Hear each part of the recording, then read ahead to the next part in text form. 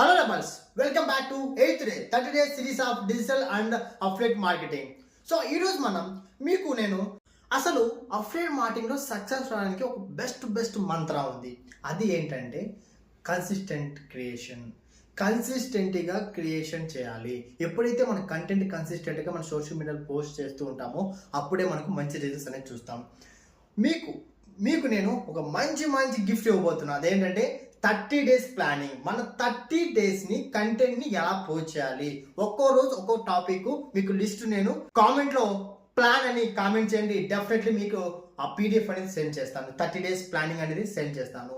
So ఈ కన్సిస్టెంట్గా ఉండడం వల్ల బెనిఫిట్స్ ఏంటి అంటే కనుక ఎప్పుడైతే నువ్వు కన్సిస్టెంట్గా పోస్ట్ చేస్తూ ఉంటావో డెఫినెట్లీ మీ యొక్క అకౌంట్ అనేది రీచ్ అనేది ఎక్కువ వెళ్తుంది.